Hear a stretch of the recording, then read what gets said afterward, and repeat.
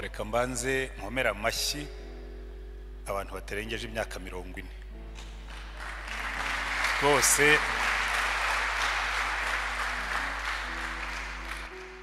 mwanyemeje naye navuze ngo ntimuzaboneka none mwabonetse ubwo nyine muranyemeje kuko ndabirebye mbona abantu barengeje 40 ari bo bakeya so abari munsi ya 40 mwese mwumve yuko ubwo nyine ndabemeye amen ariko muzabigire neza ejo muzaza nabandi buri muntu wese abigira intego avuge ngo ejo nzashaka indi couple nyizane nabo abatarengeje 40 tubebeje ko buriya ni ku bwami bw'Imana bukora one by one umwe kuri umwe ndagira ngo rero ntatinze teme bampaye ni igitabo azimbaza Karegesa ni wari wasoma igitabo gifite titre ireshya niyo mwampaye kurebera uwo mwashakanye mu maso y'urukundo rw'Imana ndetse nashatse kongeramo mu ndorerwamo z'amaso y'urukundo rw'Imana ni igitabo ariko reka mbishyire mu ijambo rimwe buriya abantu benshi uko bazi Imana si kwiri burya Imana ireba ntabwo ireba nk'uko twebwe tureba amaso y'Imana arangwa n'ijambo ryitwa grace ubuntu nimuzitegereza muri Bibiliya iteka ryose Imana hari naho ijya impaka nawe nikabwira ati ni mumbabarire base muze tujye impaka ni ibyaha byanyu byatukura tukutuku nitubiganiraho birahinduka umweru nk'umuhembo urukundo rw'Imana kuko Imana yo iteka ryose buri henda abantu buriya ari ikibazo abantu batarabona nuko twebwe nabitwa aba Kristo twebwe turaba ari umuntu w'abafarisayo kuruta uko turaba ari umuntu wa Yesu ko burya abafarisayo bahoraga baterura amabuye kuri buri kantu kose buriya bari abantu bahoraga batera amabuye akantu kose babaga bateruye amabuye sakababwira rwose mwebwe muhora mutera amabuye baya muzitegereze aba Kristo uko tuzamuka mu gakiza turushaho guterura amabuye tukarushaho guca imanza noneho hano bakambwira ngo twige kurebera uwo twashakanye ducishije mu ndorerwamo z'urukundo rw'Imana ndagira ngo uyu mugoroba twige kuri Edeni no kugaruka muri Edeni ariko cyane cyane turebe ibi twabigeraho dute kuko ubundi biroroshye cyane kubivugaho kuvuga ko tugomba kuba abantu bakagenda mu buntu bw'Imana abantu tukabareba rwose tukabababarira tukabagirira impuhwe cyane cyane uwo twashakanye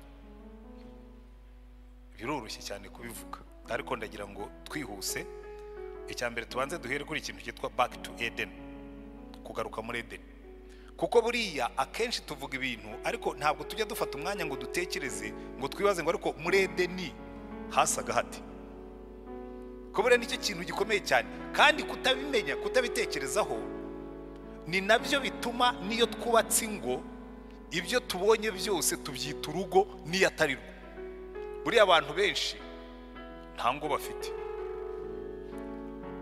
umugabo n'umugore baba mu rugo ariko ntibafite urugo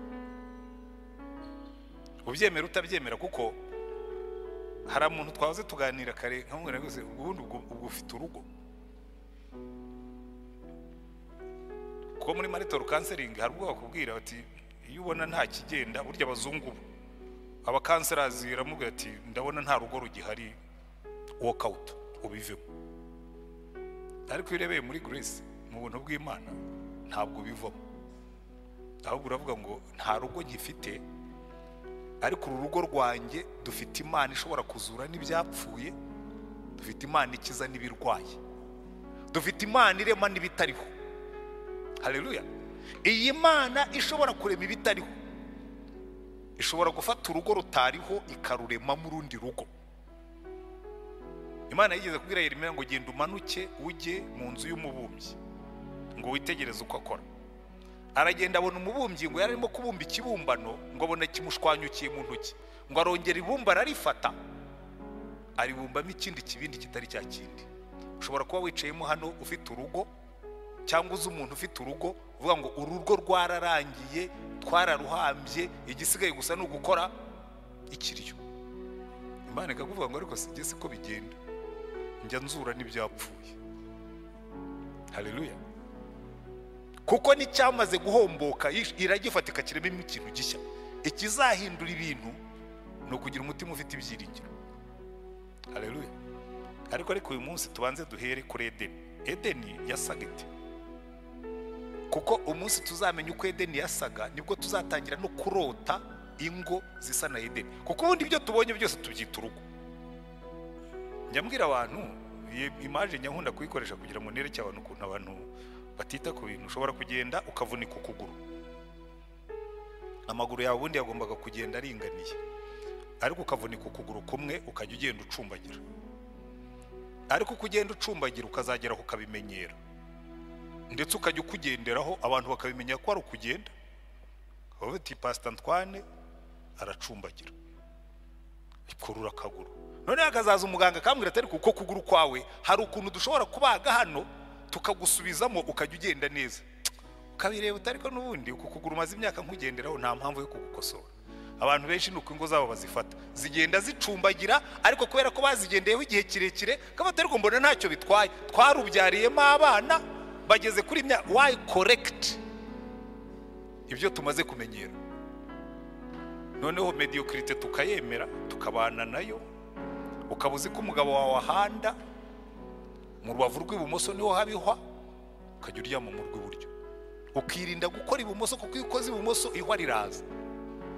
Ukabuzi ko umugore wawe afite amahwa ku ijosi, ukirinda gukora ku ijosi ugakora ahandi kuko urabizi neza ko ano mahwa iyo yakozeho ni danje. Mukabimenyera, umugabo akabana amahwa ye n'umugore akabana amahwa ye, mukabyakira mukabigenderaho kandi mukanabisengeraho. Munashatse mwasanga ingo zose hafi ya zugeraho, kuko Edeni hari ahantu Imana ihurira n'abantu. Sibyo? Nicyo kintu cya mbere tubona. Imana yabanje muri Edeni ko umuntu ahaza. Imana yarabanjiriye Edeni imaze kwitunganya ibona kurema umuntu.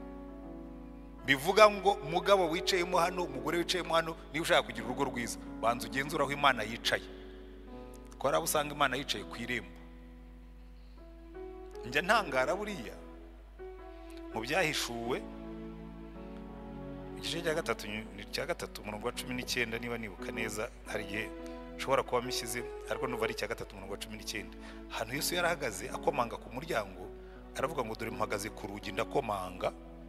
Umurongo wa 20 w'igice cya gatatu, dore mpagaze ku rugi ndakomanga, umuntu niyumva ijwi ryanjye agakingura urugi nzinjira iwe dusangire. Yesu ahagarara ate ku rugi rw'itorero. Hari igihe duterana wari hanze, hari n'igihe twubaka urugo turi abakristo Yesu ari hanze arimo kutubwira ngo dore mpagaze ku rugi ndakomanga, umuntu niyumva ijwi ryanjye agakingura nzinjira iwe dusangire. Eden hari ahantu hari Imana n'abantu. Mugende mushyiraho tike muraza kumenya. Iki ni igipimo gishobora kugufasha kumenya urugo rwawe aho rutameze neza. Icya kabiri cyari kiri muri Edeni, muribuka hari ikintu nkunda cyane. Imana imaze kurema Edeni ikarema Adamu, ntabwo yahise imuha umugore. Haro murankurikira? Twasubiye muri Edeni, ntabwo yahise imuha umugore, ahubwo yaramufashe iramubwira ati rero Adamu ngwino ube umufasha wanjye, nzajya ndema wowe ujya inyuma wita amazina. Imana irarema Adamu yita amazina, irema ibiti yita amazina, irema inyoni yita amazina, irema amafi ayita amazina, irema amatungo ayita amazina. Bukeye Imana iramurebera, abona uyu mugabo nubwo twiriranwa ariko ndabona yiyanuye cyane, ntabwo ameze neza. Si byiza ko uyu muntu aba wenyine, reka muremere umufasha umukwiriye. Ariko n'iki Imana yabanje gukora? Yabanje gukora ikintu bita responsabilisation. Uri ikibazo gikomeye dufite gemura muri counseling y'ingo. Ikibazo cya mbere gikomeye kirimo nuko tutagenda ngo dukore ibintu nkuko byakozwe muri Edeni. Imana yabanje gufata umugabo iramuresponsabiliza, amenya ibiri muri Edeni. Nicyo cyatumye imuhamagara avuga ngo ubwo uzaba umutwe, menya ibibera muri Edeni, menya ibiri muri Edeni kuko uri umutwe. Abagabo benshi rero iyo bamubwiye batari ku binibi, ati ubwo wanyanze, ubwo wangaye, ubwo ufite abandi wakunze, ukumva mbese ni big boy nawe arade. Imana yo yarabanje iramufatira mu responsabiliza, imakinga sure yuko Eden ayizi ashobora kuyitaho. Abantu benshi barongora, burya ababyeyi dukora amakosa.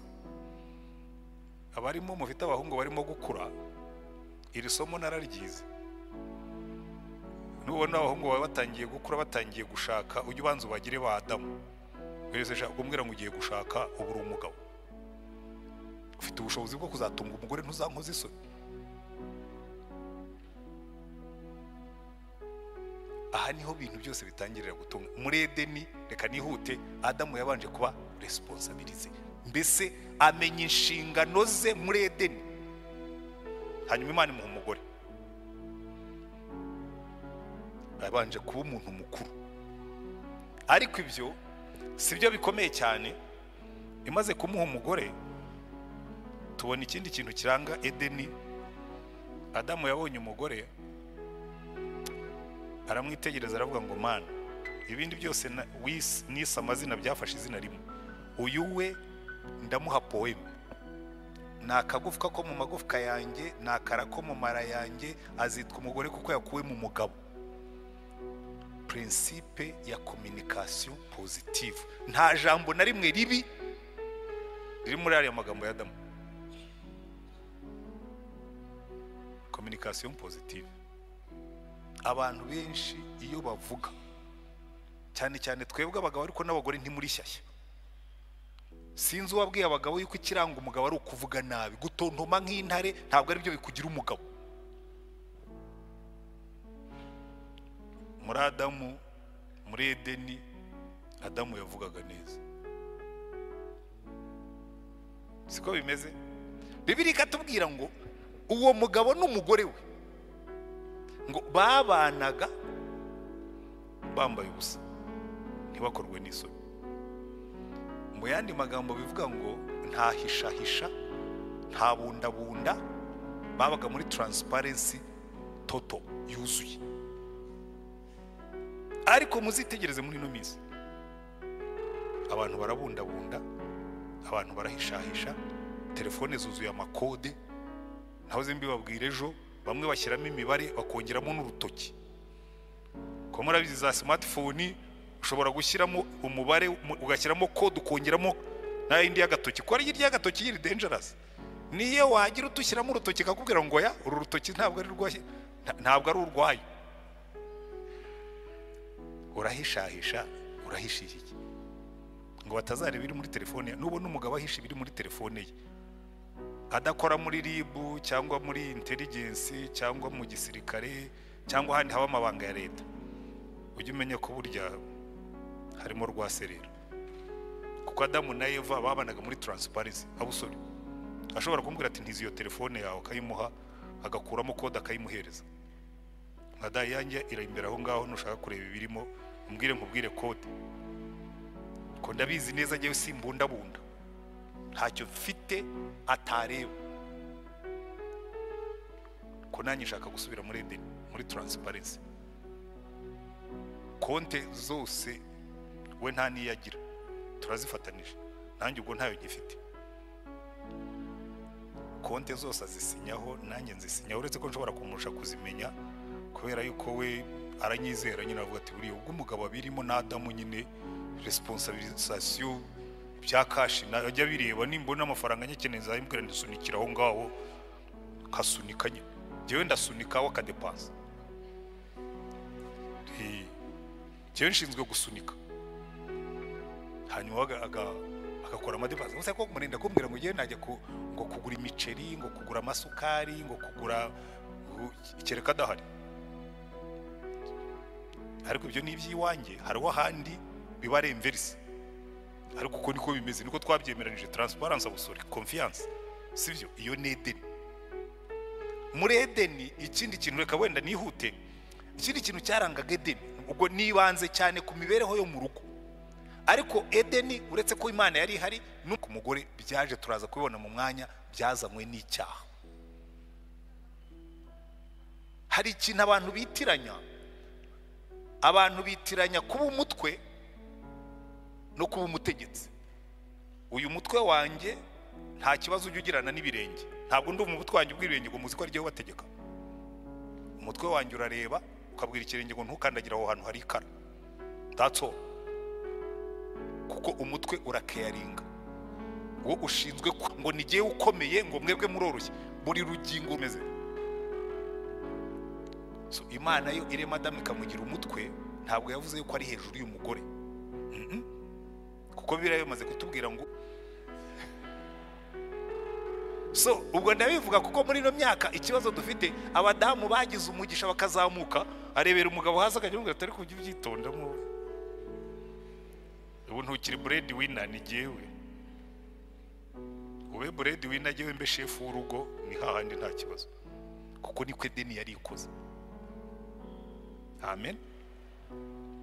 Ibintu rero byaje gupfa bite? Byapfuye umunsi umuntu akora icyaha, kuko biriya byose maze kuvuga. Umunsi umuntu akora icyaha, iyo icyaha cyinjiye mu rugo, icyaha cyinjiye muri Edeni, ibyari birimo byose kirabisenya. Umuntu arabanza yihisha Imana, ubwo atandukanye nayo. Imana iva mu rugo. Mwibuke yuko twebwe twavukiye hanze ya Edeni. Twese kuva kuri Adamu kugeza uno munsi twese tuvukira hanze ya Edeni. Nta nubwo tuzi aho yari iherereye. N'imico yari ihari nuko Imana yandikishije Bibiliya ntabwo tuyizi neza. Twe tuvukana imico yo hanze ya Edeni. Niyo mpamvu tugomba kurwaniza gusubirayo, tugashyiramo n'imbaraga ngo dusubireyo. Kuko icyambere Satani yashenye ni imibanire y'umuntu n'Imana. Ingo nyinshi nta Mana izibamo, bagira Imana y'ikigirwamana iba hano mu rusengero, bayisiga hano bagataha. Ahubwo reka bari aho mpera, buri muntu wese wicayemo hano, think about yourself. Uhagaze hehe n'Imana yawe? Kuko nkubwire, niba Imana idategeka ubuzima bwawe, ubwo Satani arabugutegekera. Abantu benshi baribeshya ngo jyewe ndigenga, ngo ubuzima bwanjye ni jyewe ubugenga. Nta muntu wigenga iyo utagengwa n'Imana, ugengwa na Satani. Niyo mpamvu Yesu yigishaga yaravuga ngo niba utari kumwe nanjye, ubwo uri umwanzi wanjye. Nta mid road ibamo, mid road ntayibamo. Nitwe twayiremye ngo jyewe ngo ndi umukristo ariko si ndi umurokore. Fake. Niba utari umurokore uri umukristo. Kuko ushobora kuba umukristo utari umurokore, ntibibaho. Wenda muzabihindure mwe kwita umukristo uvuge ngo ndi umunyedini, aho binabyemera mwite jyewe si ndi umurokore ndi umwangilikani, ubwo uvuze ukuri. Ushobora kuba umwangilikani ntube umurokore, kuko angilikani ni idini. Ariko ntushobora kuba umukristo, kuko yavuze ngo umukristo ni uwa Kristo. Am I right? Niba uri uwa Kristo ugenda nk'uko Kristo avuga, niba uri uwa Kristo ukora nk'uko Kristo yasabye, niba uri uwa Kristo kugendera ku byo Kristo yatubwiye. Ushobora kuba umunyedini ariko ntuzambwire ngo uri umukristo utagendera ku mabwiriza ya Kristo. Aha rero niyo ikibazo gikomeye kiri. Twarabanje twirukana Imana, ariko umuntu iyo amaze kwimura Imana, icyakurikiyeho amaze kwimura Imana n'agaciro ke karatakaye, yirebye ngo abona yambaye ubusa, atangira kwisuzugura, atangira kwigaya. Reka mbereke kuriya kwambara ubusa ko gukora mu rugo. Ugiye nzirirwamo, umugabo aricara, umugore yamubwira atari ko ati hano ko hari ibibazo, ngo kandi uraje kuntondagira.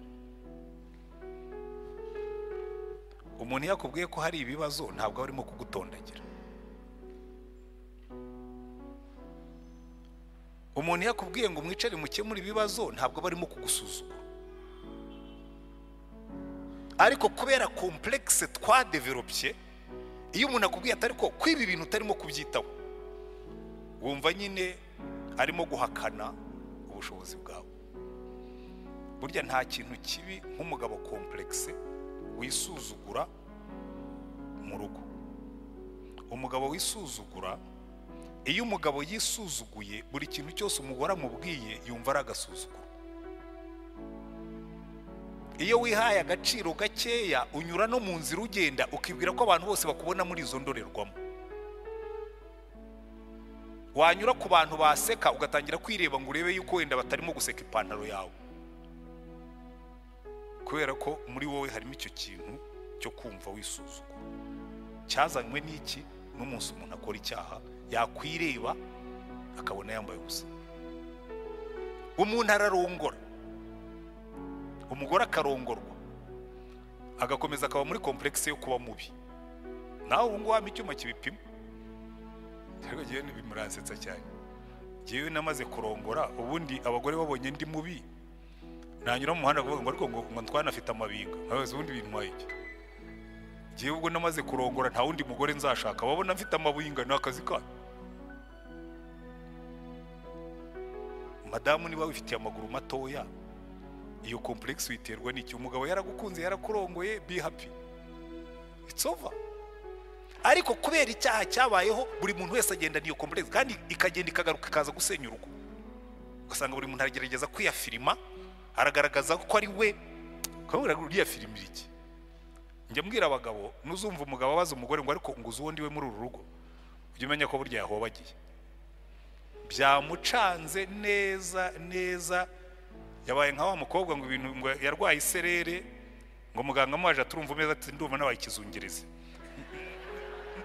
Neza ugasanga umuntu yazungereye. We urajya kubaza umugore warongoye nguzi icyo nticyarakizi, nyine umunsi wo murongora garabizi kuri umugabo. Ariko byavuye he muri cya cyaha cyishe Edeni? Ureba mushaka gusubira muri Edeni, mugende muri utwo tuntu twose, kuko muzasanga ari two twica ingo. Hari ahantu Salomo yanditse aravuga ngo mudufatire twatubwebwe dutoya twonona imbuto. Hari utubwebwe dutoya tw'amakomplex twonona ingo, utubwebwe dutoya. Ikindi cyapfuye bari muri Edeni, noneho Imana ibaza Adamu, ariko Adamu ninde wakubwiye kwambaye ubusa? Ubwo ntabwo ari rwa rubuto nakubujije. Haza ikintu kiba mu ngo cyice Edeni gituma tubona nabi, kitwa gutunga agatoki. Ntabwo ari jyewe n'uriya mugore. Aka gatoki turagatunga we, kugira ngo umuntu azemere ko ibintu ari we byapfiriyeho iteka ryose arabyimura ati ni wowe. Uzi ko n'umuntu yica ibintu, nawe atari ko ibintu wabyishe, ngo ubwo se ngo si wowe se wakwemera ibyo wakoze, wenda nanjye nkaza kwemera ibyanjye, ariko ntutunge agatoki. Ariko byavuye umunsi Imana ibaza Adamu, ariko Adamu ntabwo ari rwa rubuto, ngo ntabwo ari jyewe n'uriya mugore. Ntabwo yari mumaje ngo ninde waruguhaye, yamubajije niba yaruriye. Yari kuvuga ati yego naruriye, oya ntarwo nariye. Amaje ati ntabwo ari rwa rubuto, si rwo rwaguteye iyo complex, ngo ya ngo n'uriya mugore niwe waruriye, niwe warumpaye. Ntabwo nakubajije waruguhaye, nakubajije niba waruriye agatoki. Na Eva Imana imubajije agatoki. Hanyuma birangiye icyavuyemo, batakaje byose, banze kwemera ibyaha byabo, na Edeni barayitakaza. Buryo uko dutakaza umunezero mu rugo biva muri ibyo maze kubabwira.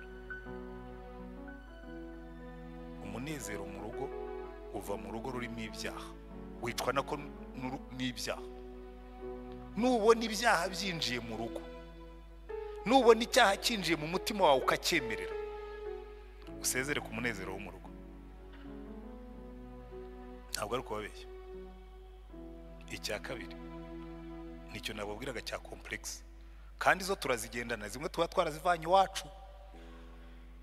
Umwana agakuraho umubwira ngo ariko ngo wowe ngo uzavamo iki, ngo n'ay'umuyenzi ntuzayikamira. Mwari mwumva abantu bavuga gutyo, ngo n'amata y'umuyenzi, umuyenzi niwo iyo uvunnye uhita uzana amata, ngo n'ay'umuyenzi wowe ntuzayikamira. Umuntu agakura afite amakomplexe, yazagera ahantu agatangira kwiyafirima ku buryo yumva ko kuvugana n'umugore ari agasuzuguro. Kandi n'abagore nabyo bigenda gutyo, ni vice versa. Umugore ufite complexe n'umugabo ufite complexe babana nabi, ugasanga umuntu yihagararaho n'igihe bitari ngombwa. Byavuye hehe?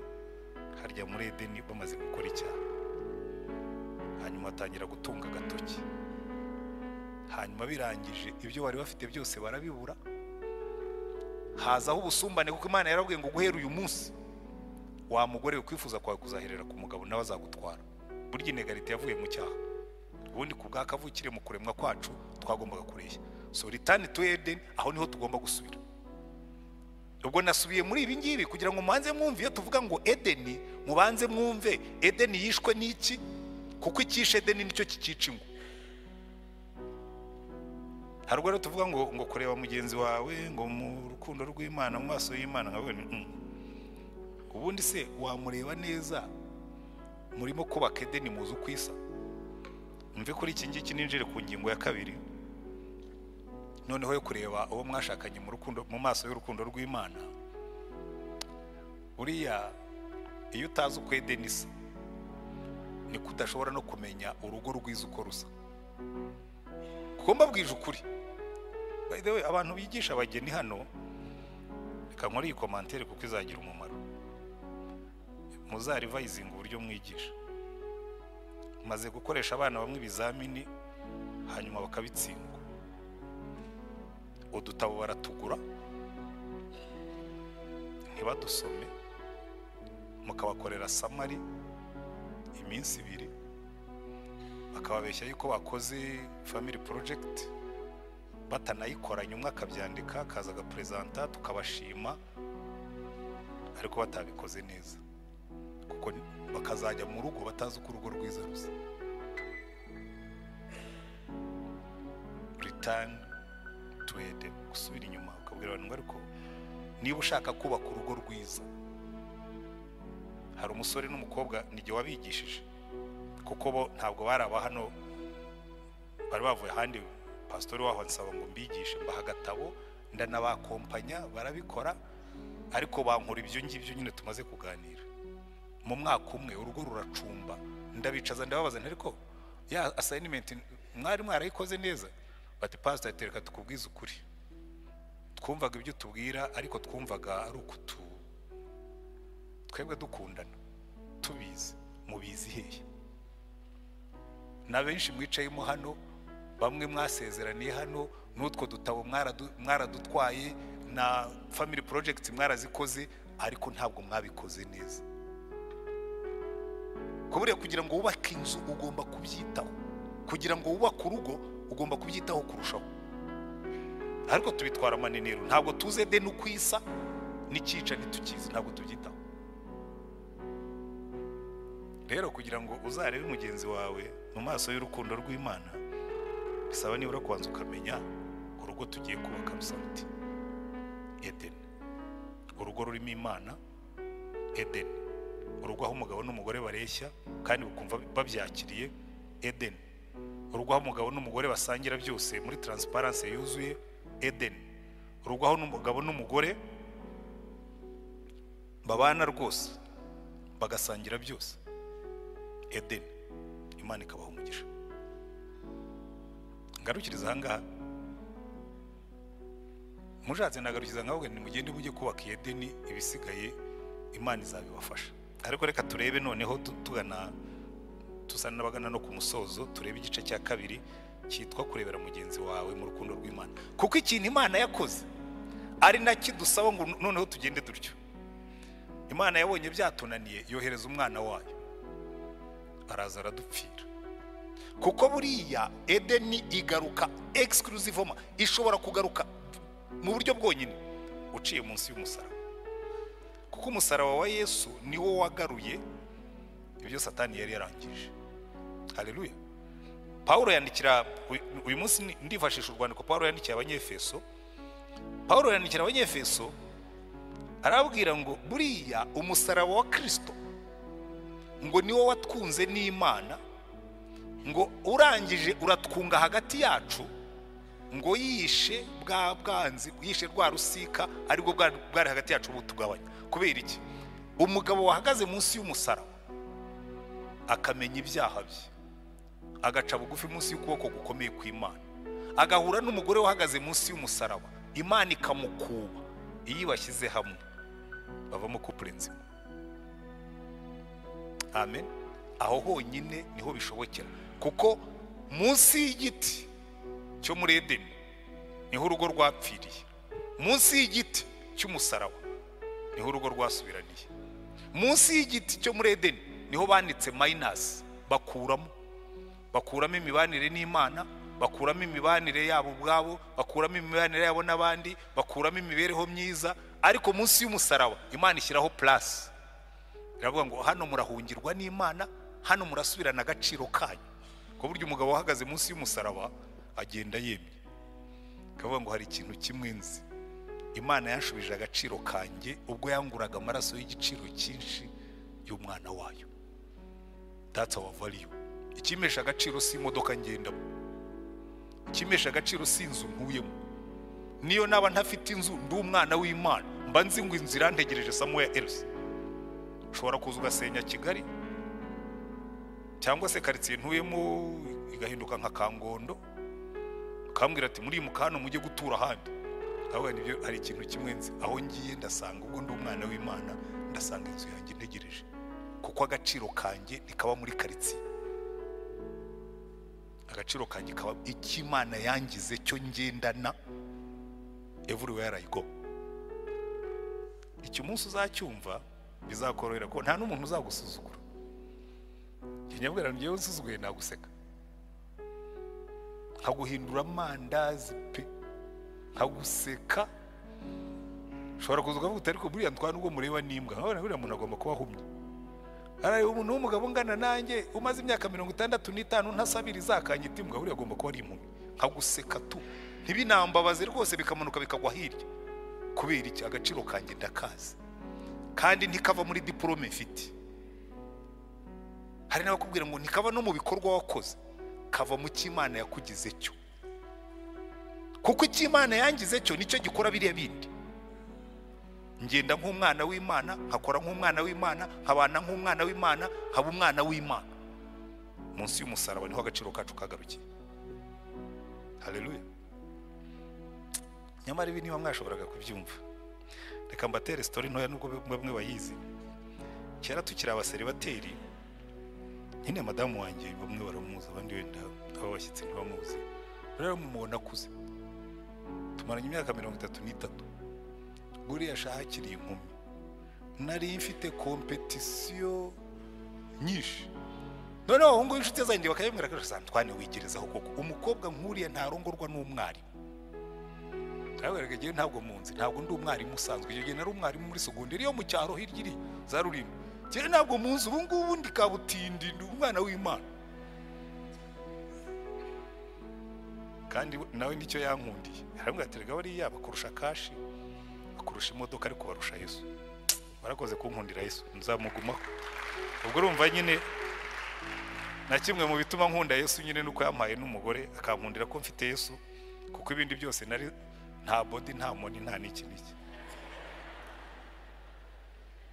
Kuko agaciro kacu kagarukira muri Yesu. Ndagira ngo maze mu byumve no kubana neza. Reka nkubwire, umugabo wahagaze munsi y'umusaraba akamenya Yesu, hari ibyo adakora. Ubu ntabwo narengera iki kiganza cyane ntigishobora gukubita umugore wanjye, kuko iki kiganza nacyo cyahagaze munsi y'umusaraba. Uru rurimi hari amagambo rudashobora kubwira uriya mugore, kuko narwo rwaciye munsi y'umusaraba. Hari amagambo ntavuga.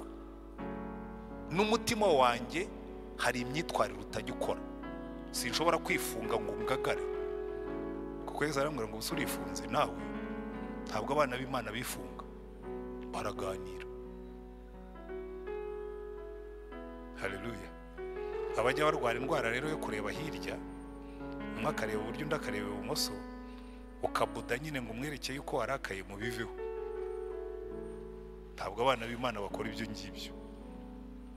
Oya, hari umwana wacu akiri muto, ubu ngubu nta mwana muto tukigira. Yigeze kujya kwiga muri Gardienne, ahasanga utwana turwana. karakana rero kavuga amagambo ahubwo ngo ariko mwabana ngo muraba satani, ngo abana ba satani nibo barwana, ngo bacu baratwiye ngo abana ba satani nibo bavuga bene ibyo nibo barwana. Ibintu rero buriya hari ibintu bimwe twe tutavuga kubera abo turibo. So reka tujye mu Befeso, niko nababwiraga umusaraba watugize umwe.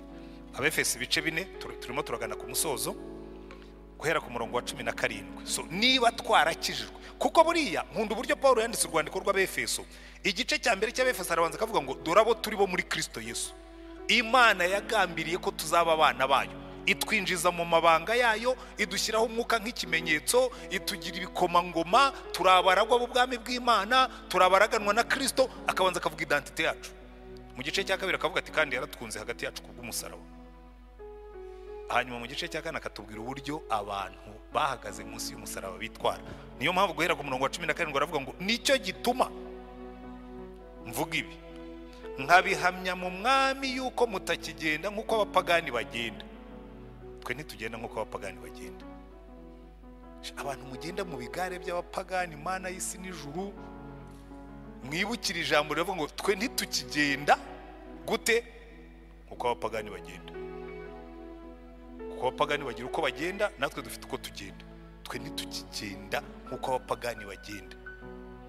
Abagabo bo muri Yesu ntibagenda nk'abapagani, abagore bari muri Yesu ntibagenda nk'abapagani. Muraje mwumva uko abapagani bagenda. Bakurikiza ibitagira umumaro byo mu mitima yabo, ubwenge bwabo buri mu mwijima, ubujiji muri bo no kunangirwa kw'imitima yabo byabatandukanije n'ubugingo buva ku Mana, separation from God. Baracyari hanze ya Eden. Ubujiji n'umwijima bibarimo byabatandukanije n'Imana. Hanyuma agakomeza akavuga ngo kandi babaye ibiti biha ubusambanyi bwinshi. Niyo se turimo, babaye ibiti biha ubusambanyi bwinshi. Mana y'isi n'ijuru, ubusambanyi busigaye buri muri iyi si, hari ubusambanyi bwa hafi n'ubwa kure. Siko abantu basigaye basambana batari kumwe. Nawe tishyiraho video dusambana, abantu bagasambana, umwe ari muri Amerika undi ari mu Rwanda, bari kuri video call.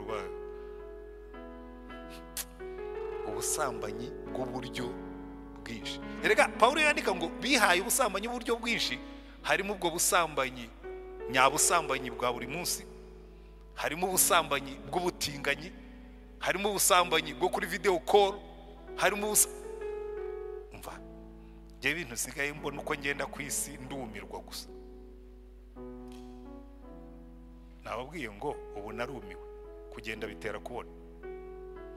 Ariko Paulo akavuga ngo bihaye ubusambanyi bwinshi no gukora. Iriya mihanda irimo umwanda mwinshi, hari imondisi. Umva, hari ibihugu ujyamo ugasanga imihanda yaho irimo imondisi. Iyi mihanda yo muri telefone nayo niko basigaye bayita ngo ni imihanda za. Iriya mihanda nayo iriho imondisi nyinshi. Hari igihe unyura ku nzu nziza ukasanga umuvuga butumwa watera intambwe wajya ku yindi ukasanga hari imondisi. Ibyisoni by'uburyo bwinshi. Ariko twebwe ntabwo tukijya muri ibyo ngibyo. Niki gituma ndimo kubabwira ibi ngibi? Niba tugiye gusubira muri Eden, mumbwire mfate telefone yanjye mbereke counseling nkora, si umwe si babiri si batatu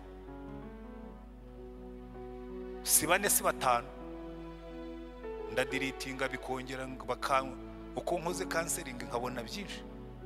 Abagabo mujya kureba abagore bambaye ubusa batari abanyu. Niba ukunda kureba abagore bambaye ubusa wajya ubwira akaba ari ureba mumu. Ariko hazi ifoto yukanyereka hanyuma man, umugore yifotoye yambaye ubusa yoherereje umugabo abitse muri telefone. Ubwo koko uzigaburira umwanda nurangiza we kurwara inzoka? Tell me brothers and sisters. Kandi ibyo urimo urabireba Yesu akureba. Uricaye urimo urareba urukoza soni Yesu akureba, kuko amaso y'Imana abona hose. no mu mwijima, no hiding place. Reka dukomeze ariko kuko Paulo aratubwira ukuntu tuzajya tureba. Ariko mwebweho ntimwize Kristo mutyo, niba mwarumvise mukigishirizwa muri we ibihura n'ukuri muri Yesu, bibabwiriza iby'ingeso zanyu za kera ko mukwiriye kwiyambura umuntu wa kera uheneberezwa no kwifuza gushukana, mugahinduka bashya mu mwuka n'ubwenge bwanyu, mukambara umuntu mushya waremewe ibyo gukiranuka no kwera bizanywe n'ukuri nk'uko Imana yabishatse. Nuko mwiyambura ibinyoma. Halo, murankurikira? Kuko buriya wenda mwari muzi ko ndi bubigisha ukuntu umuntu ahagarara akareba umugore we akabona ari mwiza. Hari ibintu iyo utarabyiyambura ntacyo ubona. Iyo wicara ureba porunogarafi ntushobora kubona ukuntu umugore wawe ari mwiza, kubera ko urimo kwigaburira ibikubuza kubona. Iyo ufite abandi bagore barimo kukureshya kuko umaze kugira kashi, bakajya bahindukira bakakwereka ikimero, ntushobora kubona ko ufite umugore mwiza ukuri iruhande, kuko benshi mu nka ya kanseringi basa n'abamarayika. Ariko abagabo babo ntibabibona. Kubera iki? Satani yabahumye amaso, yabambitse andi madarubindi, agasiga a beauty queen iwe mu rugo, akajya gukurikira undi. Noneho Paulo akavuga ngo mwiyambure ibi byose, mwiyambura ayo madarubindi atuma mubona nabi. Sibyo? Niba mwarumvise nuko mwiyambure, umurongo wa 25, mwiyambure ibinyoma, umuntu wese avugana ukuri na mugenzi we, kuko turi ingingo za bagenzi bacu. Nimurakara ntimugakora icyaha, izuba ntikarenge mukirakaye, kandi ntimuberekeye Satani. Uwibaga ntakongere kwiba, ahubwo akora imirimo akoresha amaboko ibyiza kugira ngo abone ibyo gufasha umukene. Ijambo ryose riteye isoni ntirigaturuke mu kanwa kanyu, ahubwo uko mubonye uburyo mujye muvuga iryiza ryose ryo gukomeza abandi, kugira ngo riheshe abaryumvise umugisha. Kandi ntimuteze agahinda umwuka wera w'Imana washyiriyeho kuba ikimenyetso kugeza ku munsi wo gucungurwa. Gusharira kose n'uburakari n'umujinya n'intonganya no gutukana hamwe n'igomwa ryose bibavemo. Turimo turiyambura, sibyo? Ibi byose rero iyo bimaze kuvaho, kubeshyana, gucengana bikavaho, icyo gihe iyo wamaze gusubira mu kuri, uwo mwashakanye urongera ukamubona mu isura ye ya mbere, kuko ntaho aba yaragiye. Ariko abazanye n'abagore banyu mwahindukiye mukareba iruhande rwanyu, cyangwa bazanye n'abagabo, hindukira urebe uwo mwashakanye niba kuri iruhande. Nakwambiye agiye iyo mbareba hano muri beza, abagabo ni beza n'abagore ni beza. Marambibwira abantu ngo abana kwiremera haba abagore beza, yewe ndababona. Kunkibaza abagabo kuki mutabibona ko mufite abagore beza?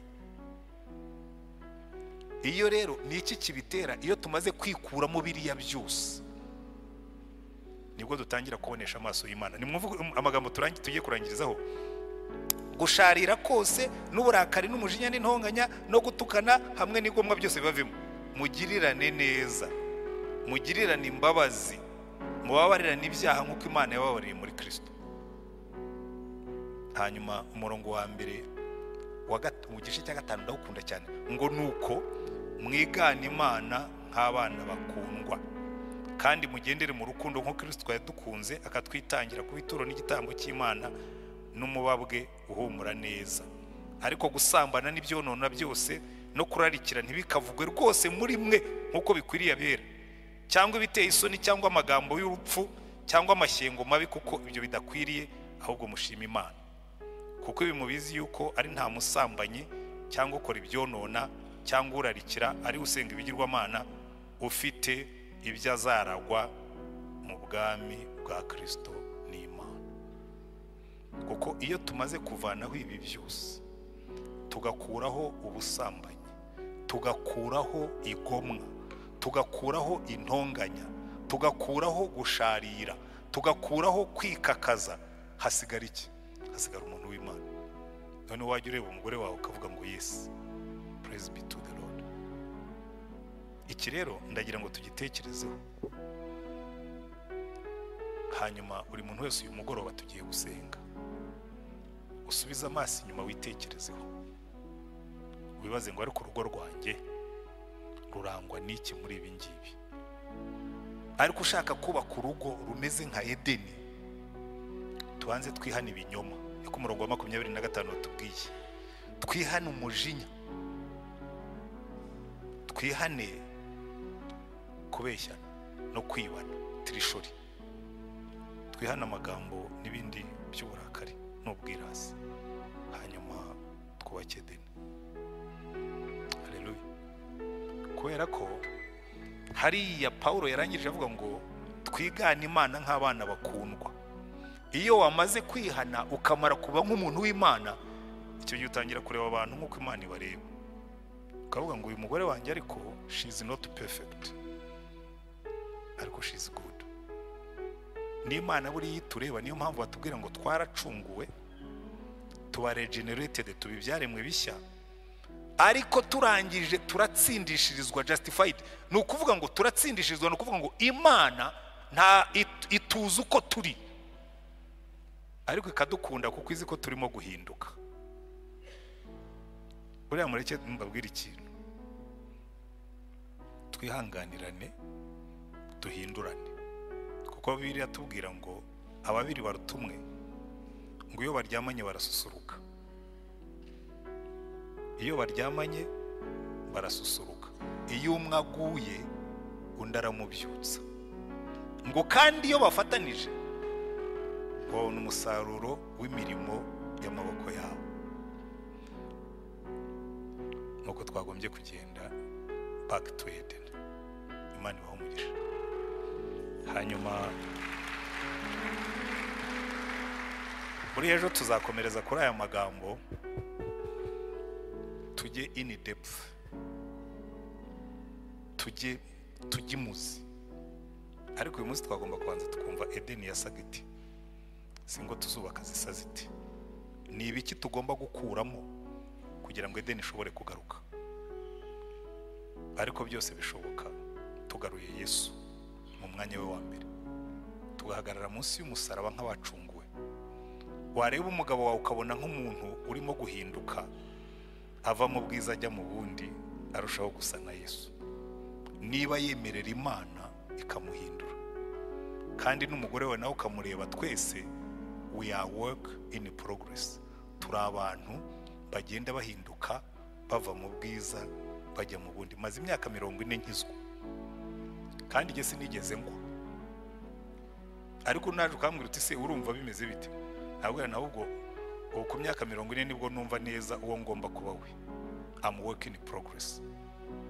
Ndashaka kuba mwiza kurushaho, ndashaka koroha kurushaho, ndashaka kugira ubuntu kurushaho, ndashaka kuba gracious, kuba umunyabuntu. Atari ko atari babandi bajya gukora ibyaha ngo kuko ubuntu bwaragwiriye. Kuba umuntu w'Imana usa na Yesu. Tuzabikomeza ejo, ariko dusenga Imana. Kandi niyo wicayemo hano ukawumva umwuka w'Imana arimo kukubwira ngo umva, niba ugambiriye kubaka urugo rwiza. Kandi iyo mvuze gutya ntimugire ngo nuko ufite urugo rubi. Ikosa tujya tugira, abantu benshi muraza mukicara hano mugakora akazi ko kwirarira ngo ariko biratwe ntibitureba, ngo twe dufite urugo rwiza. No one is perfect. Buri bwiye madamu utari ko buriya Antoine ubona ari perfect, yakubwira ati byahehe, twese turi work in progress. Ntiwicare hano ngo twirarireho, ahubwo iki cyumweru uzakimare urimo kuvuga ngo Mana ndondora, ungaragariza uko mbona, kugira ngo ntangire guhinduka mvemo umugabo wifuza, ntangire guhinduka mvemo umugore wifuza, kuko nibwo nzanogera uwo tubana nawe akanogera. Dusenge Imana.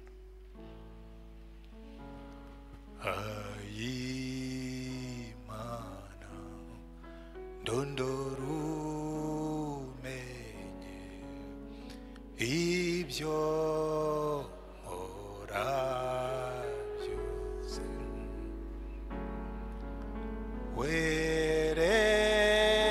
werekane uko ndi kose, nifata uko ndari,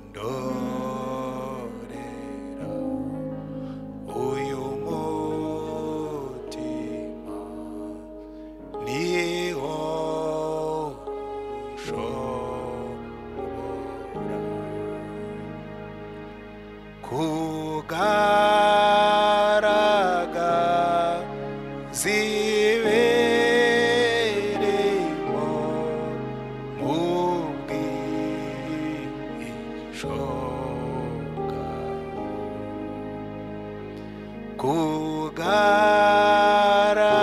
kugaragaza imirimo mu bwihisho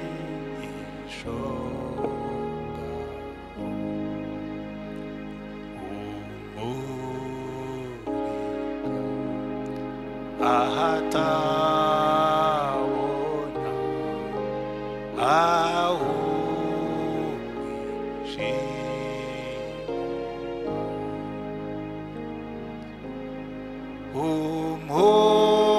umuti mukangutse uzizwi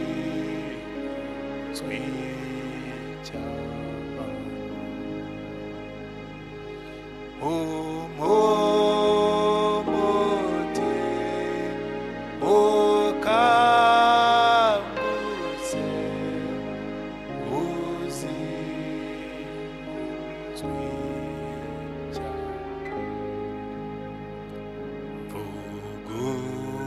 vugutira kandi unshure inka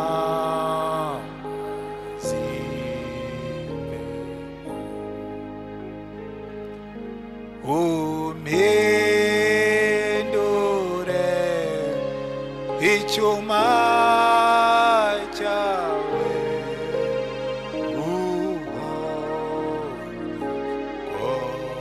uhoresha,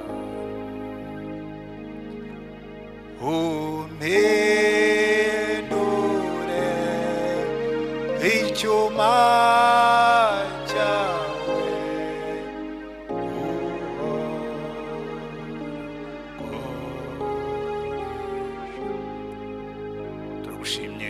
wacu Yesu Kristo. Ora magashika santana maragashakasiya.